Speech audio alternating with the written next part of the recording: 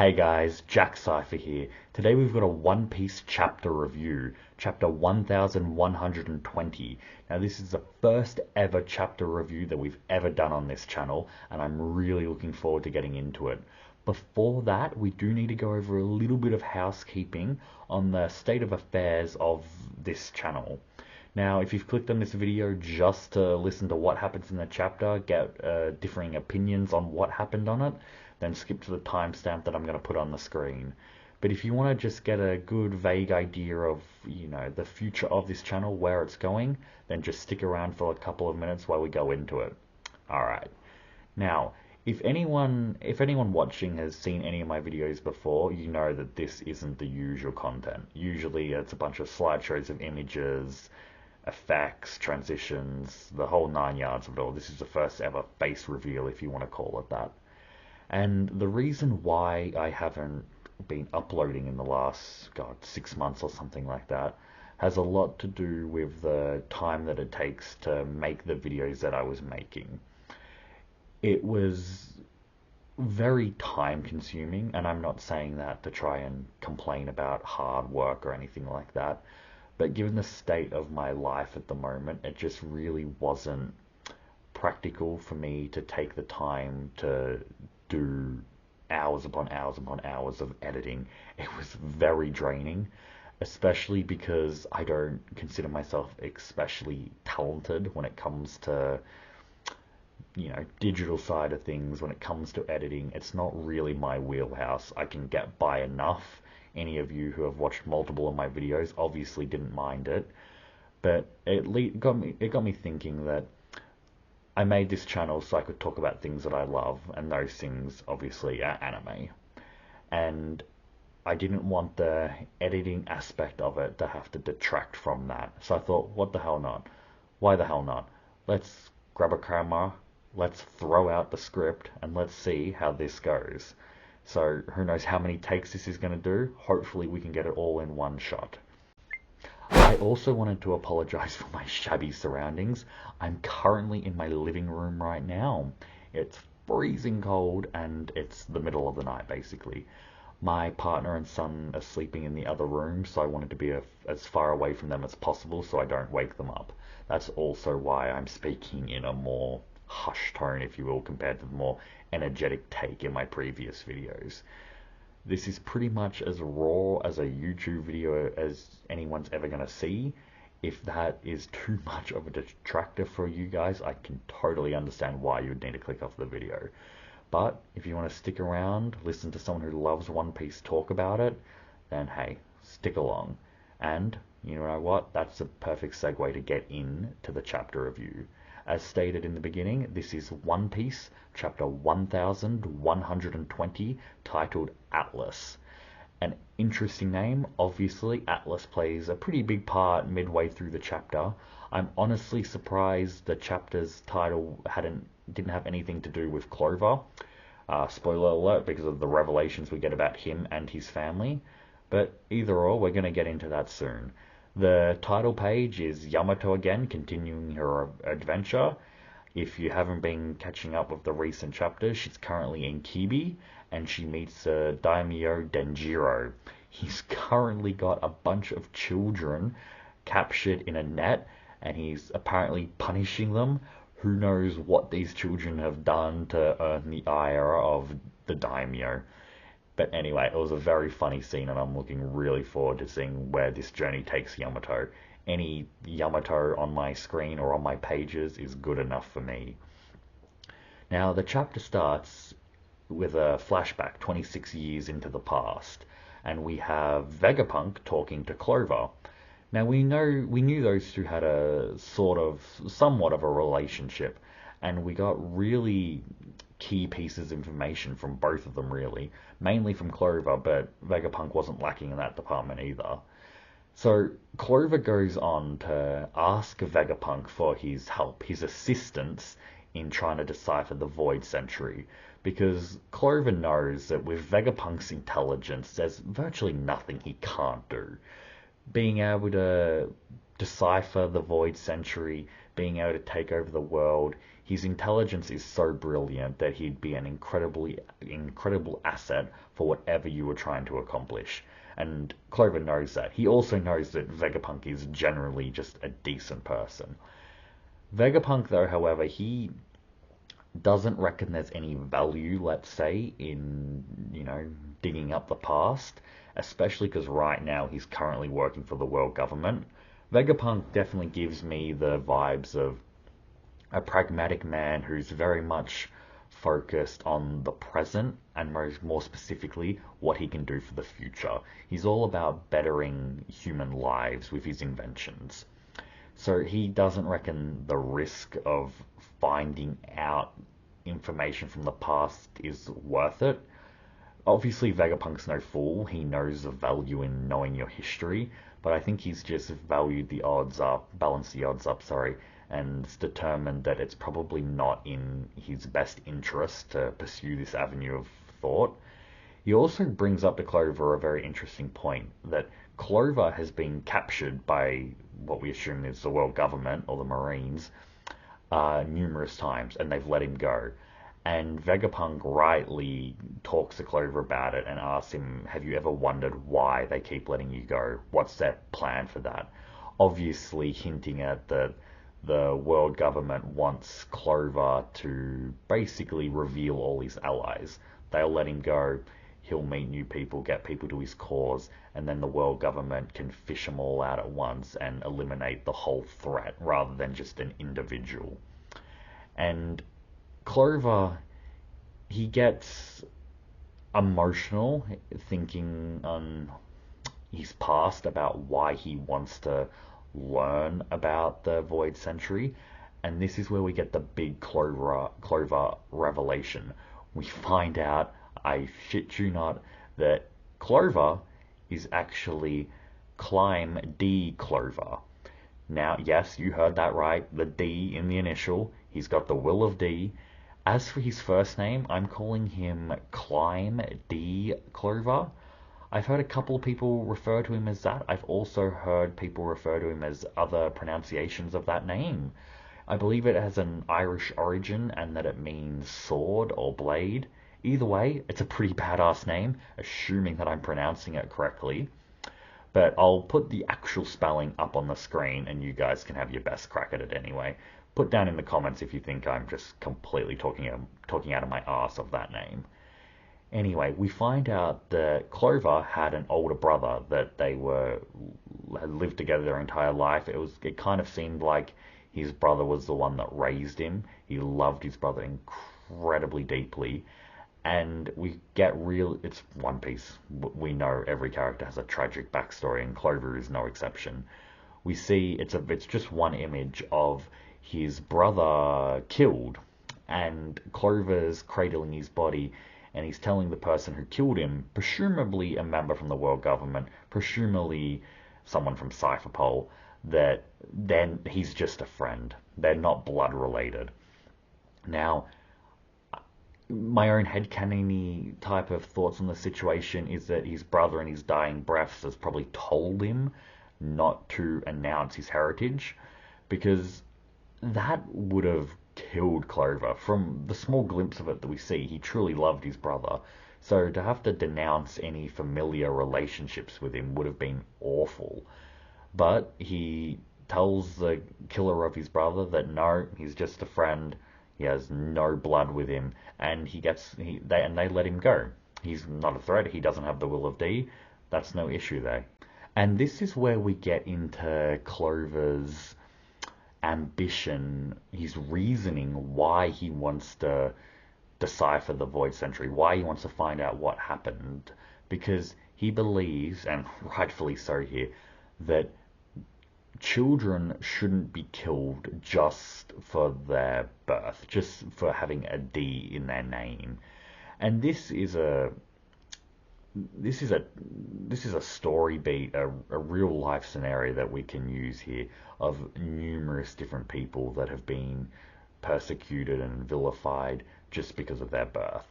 And Clover doesn't reckon that the world should be like that. He reckons we should be fighting for a world where children can just grow up and be children, and it's fair enough. It's as good as a reason as any to try and fight the corrupt world that they're currently living in. Now, Vegapunk, he's touched, obviously. He's not moved enough to agree to support him. And they kind of part ways there for now. It will lead into another flashback straight away. But before that, I also wanted to bring up, I believe that in the first panel, Vegapunk, when he's talking to Clover, has one of the dragons next to him. The picture's a little bit blurry, but that is definitely the dragon from Punk Hazard. And, bit stupid of me there, they're obviously talking, it's 26 years ago. Vegapunk is still at Punk Hazard. He's still got Caesar with him. We'll see him later. But yes, this conversation is going on in Punk Hazard. Now, after that 26-year flashback, we go to a 22-year flashback.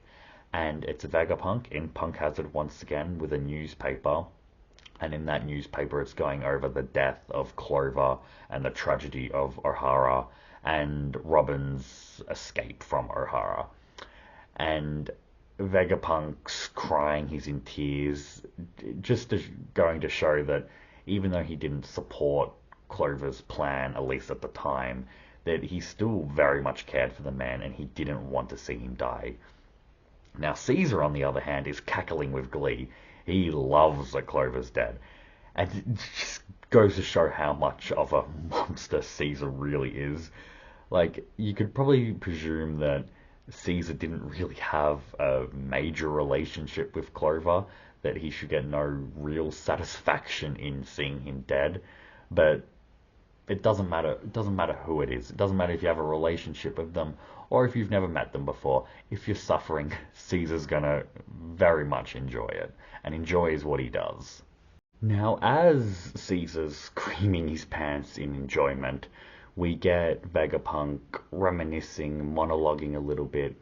He talks about, and this is a very common trope in anime and fiction, and it's a real life truth as well, that history is written by the victors. It's regardless of how much you struggle, how much you persevere to fight for a better world, if you lose and the people that you're trying to liberate the world from win, they're going to write themselves out to be the heroes in this. And Vegapunk's thought process here also leads me to something I didn't touch on before.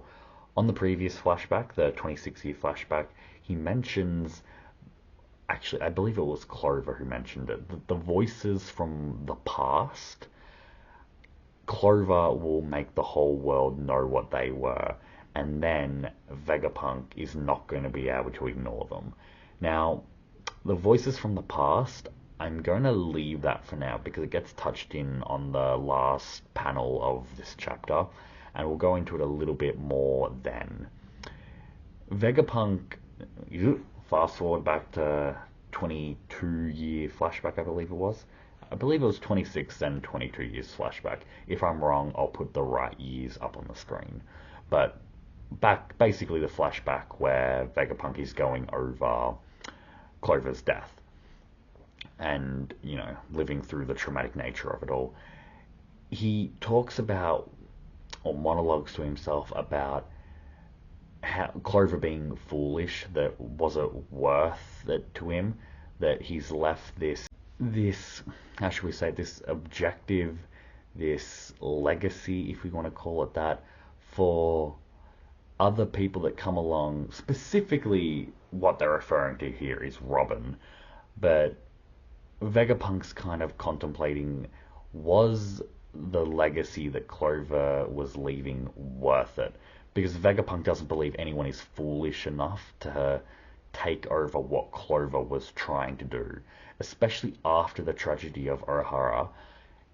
Anyone who had any kind of small inkling, other than the Revolutionary Army, to decipher and find out about what happened in the Void Century, the true history of the world, is going to be terrified, shaken to their core, and is going to lose any real desire to try to find out that information. And Vegapunk rightly assumes that anyone who would do that would be foolish. You'd literally be taking on the entire world. The odds there are astronomically against you.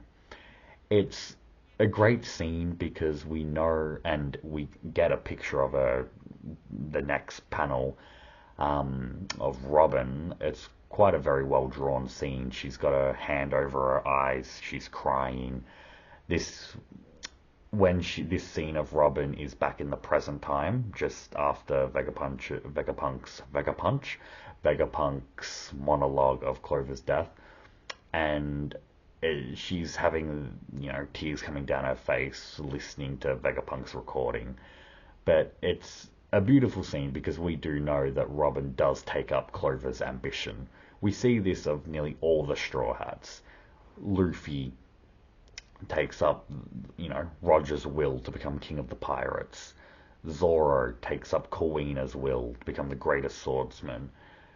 Nami and Bellamy, Sanji and Zeph, it goes on and on and on. Most of the Straw Hats have some sort of will that they're trying to live up to, whether knowingly or not. And it's not just the Straw Hats. Trafalgar D. Waterloo does the same thing with Corazon. And Blackbeard is probably doing the same thing with Rocksteady Zebek. It's the big overhauling theme of One Piece. They do it in a better way than, and I love this anime, just look at my channel, but Naruto, they do it in a better way than that, because you don't need to be directly related to them by blood. You don't need to have that type of connection. You don't necessarily even need to meet them. All the ones we do see of inheriting will, they do seem to have had some form of connection with them. But there's lots of theories out there that Blackbeard may, whether or not he was, the son of Rocksteady Zebek, what his connection was with him, he could have just found Rox's manuscript and got his plans from there.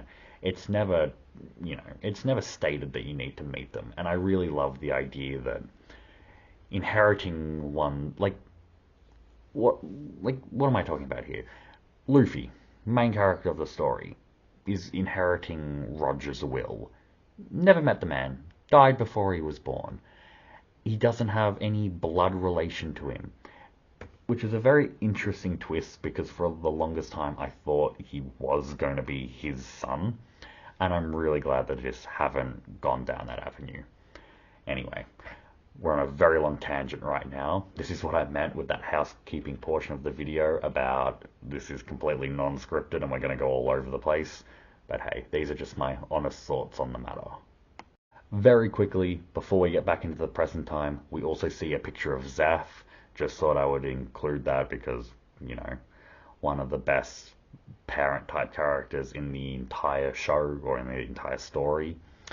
I'm going to be doing a lot more One Piece content soon, so, chuck down in the comments if you want me to do a review on the Baratie arc, for instance.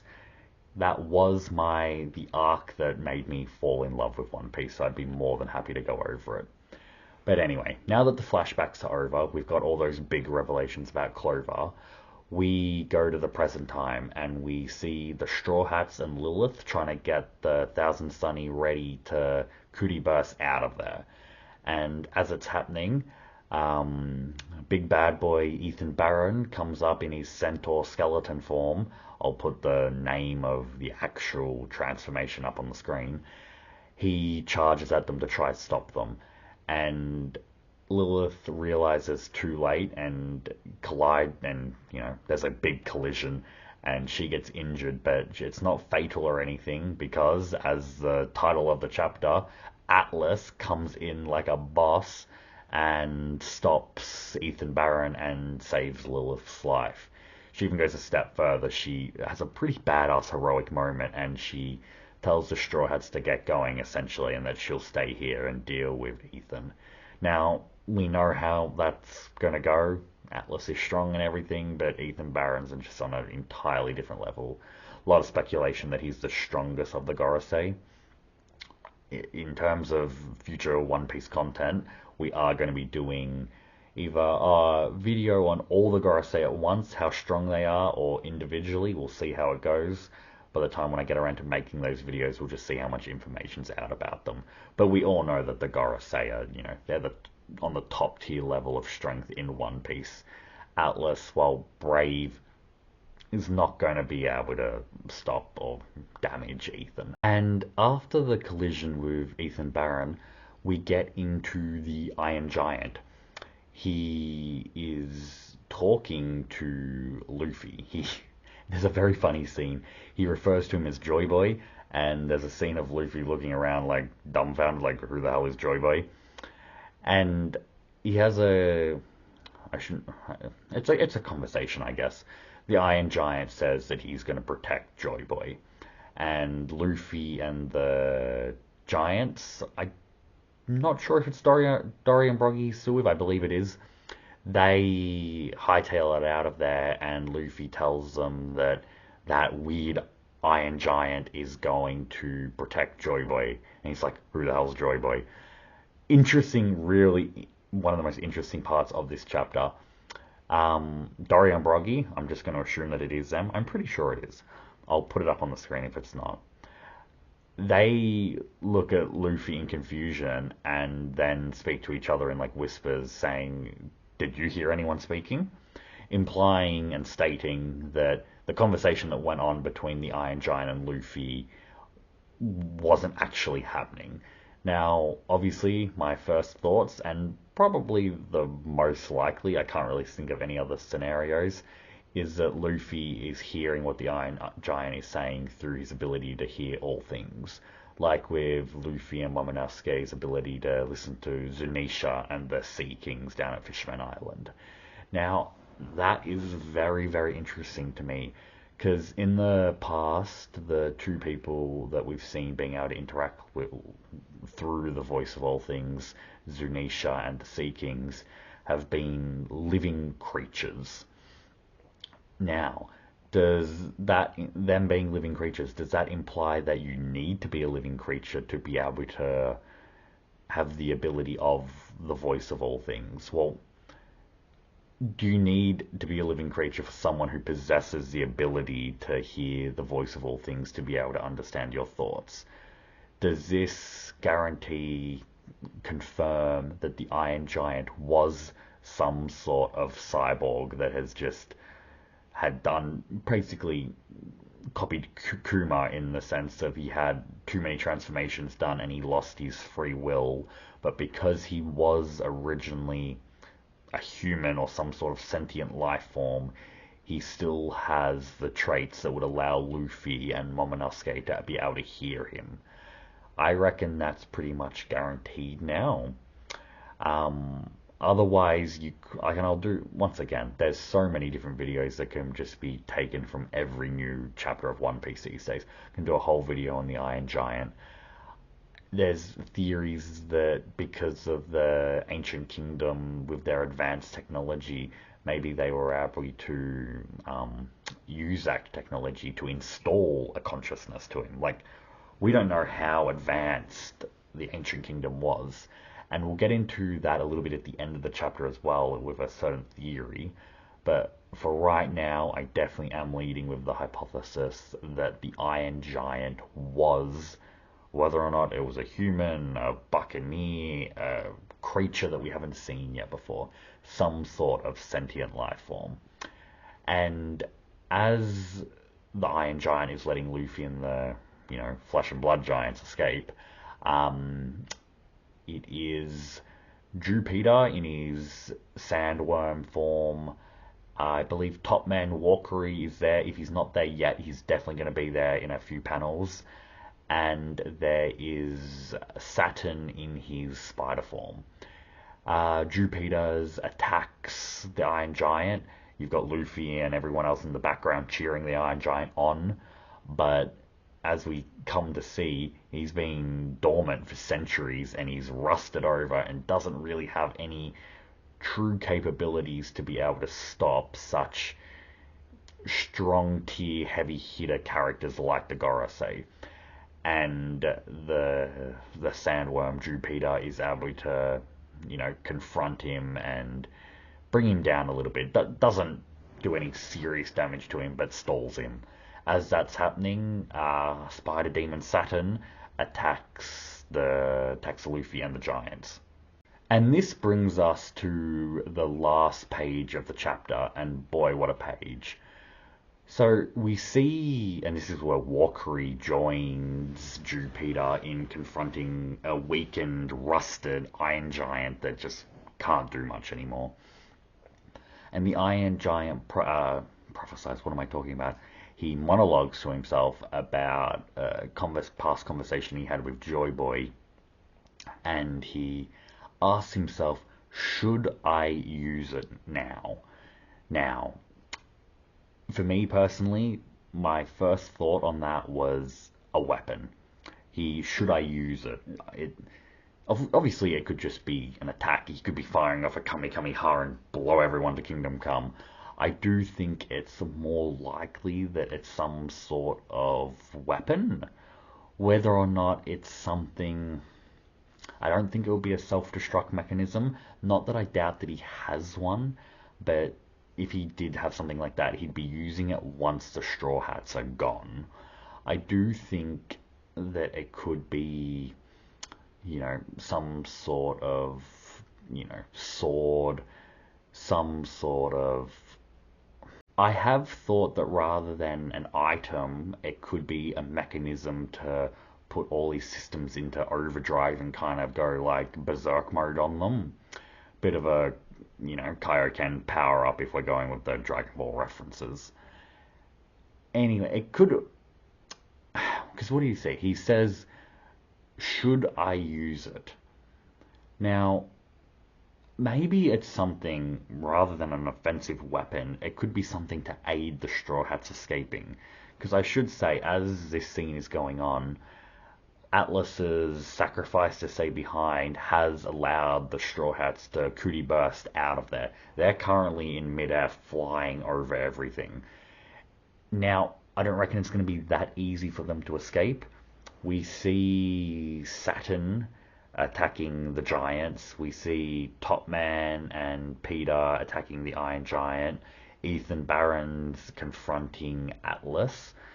But we haven't seen Mars in a while. What's Mars? A giant freaking bird. Straw Hats are currently in the sky. I definitely think next chapter we see Mars come out of nowhere and attack them into the sky. Attack them in the sky, sorry.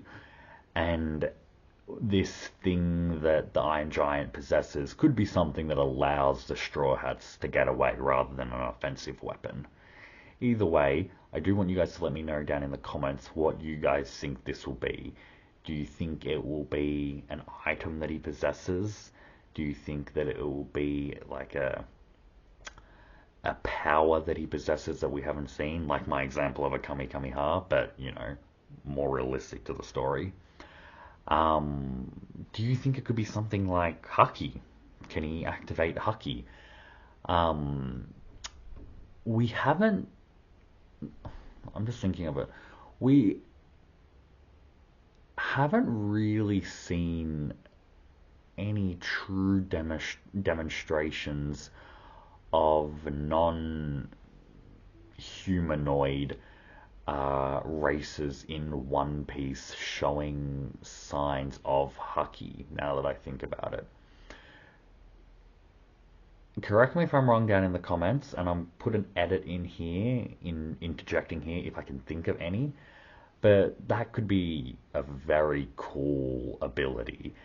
Like, he can activate Haki, because if we are going through the logic that he's a cyborg, there may have been some sort of mechanism implanted into him that when he really needs it, in this case, because he kind of knew that this would happen, to use his power to defend Joy Boy, aka Luffy, that his previous Haki could be summoned and he could use that. An iron metal giant clashing at everyone with freaking Haki would be unbelievable. Even if the Iron Giant can't do that, the thought that I had before about other creatures that aren't humanoid races possessing Haki, that would be an interesting thing to go into in another video.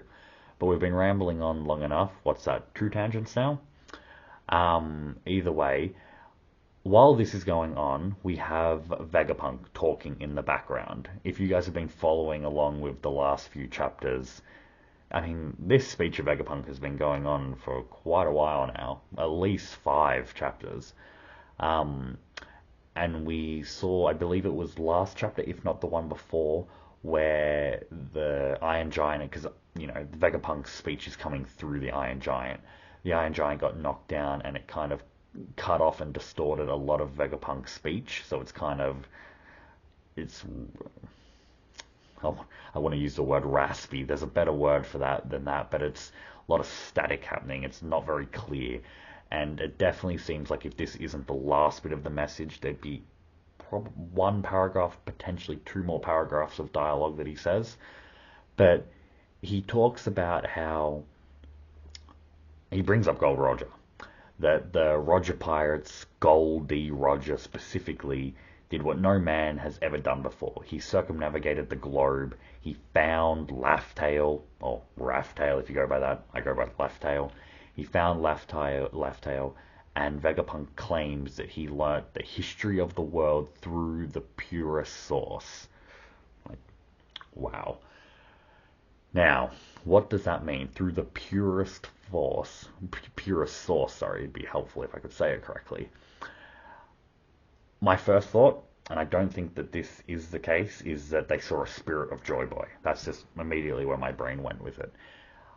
I don't think that is the case. I'd be very surprised if Oda introduces actual spirits of deceased people. What I reckon probably has gone on here, and I reckon, and this is what I meant when I was talking earlier in the chapter, or the chapter review, about the advanced technology of the Ancient Kingdom. Joy Boy may have had, because, we'll stop right there really quick. Purest source, that has to be Joy Boy, does it not? If anyone else has different thoughts, leave it down in the comments. But the purest sources of the Void Century to me has to be Joy Boy and Eam Summer. Now, we're leading on with the assumption that it is Joy Boy. I do think Joy Boy could have left some sort of recording device with information necessary that the people that will come after him would need to know to help stop the world government once and for all. Kind of like the I'm forgetting what they're called right now. The devices in Skypiea that they use to record messages and then replay it. I'll put the name of it up on the screen. But something like that, but a more advanced version of it. I think that would be something that would be pretty cool. I could definitely see that being left at Laugh-Tail. Now, that is not me saying that the One Piece is left at what am I talking about? That's not me saying that that recording device is the One Piece. I definitely think there'd be more included in that.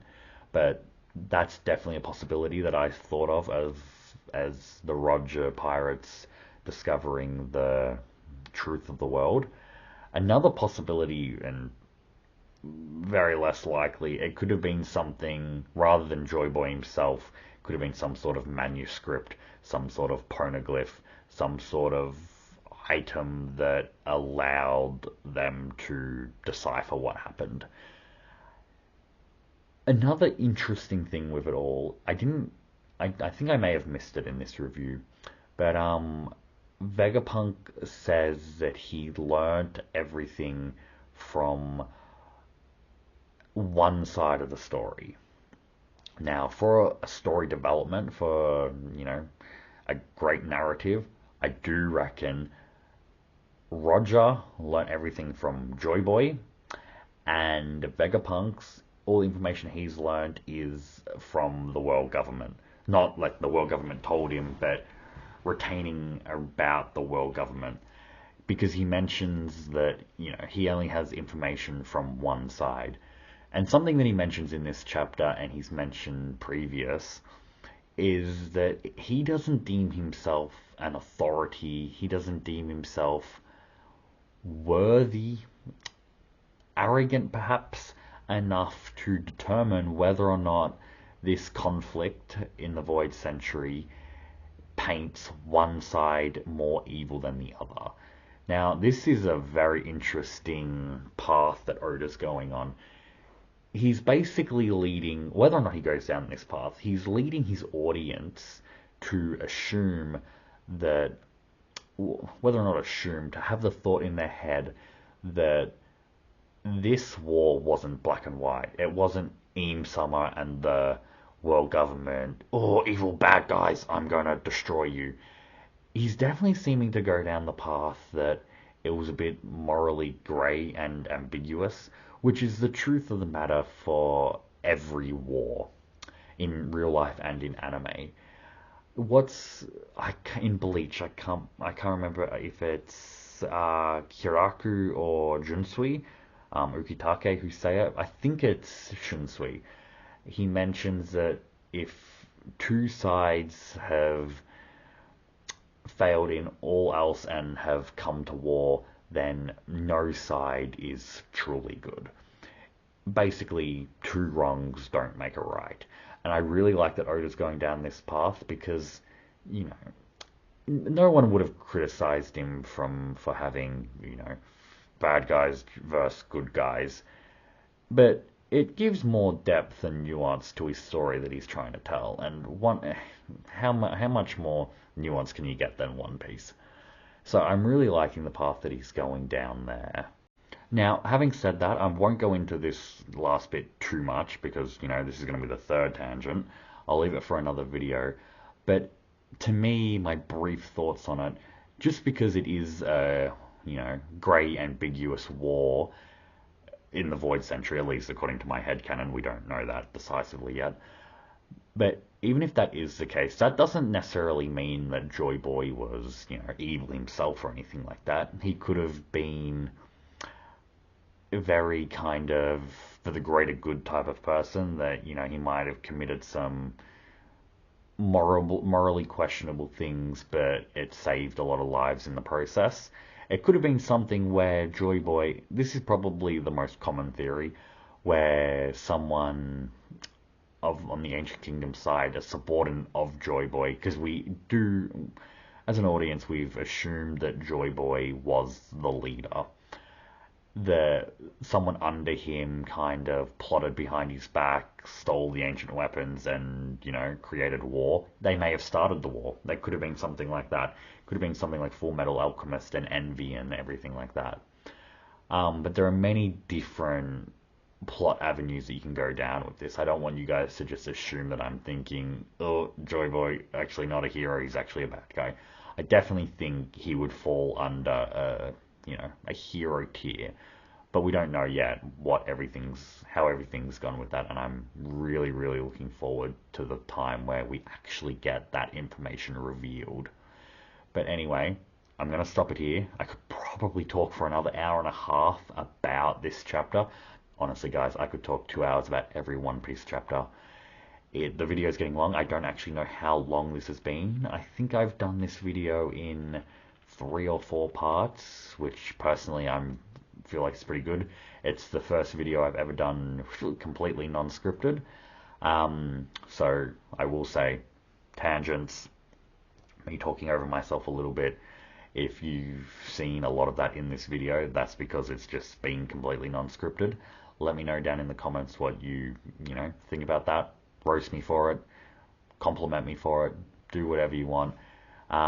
Let's try to get some conversation going about what you guys have been thinking about the recent chapters of One Piece. Have you been liking it? Have you not been liking it? If you're here listening to my video, you're probably liking it. Either way, leave some comments down below about it all.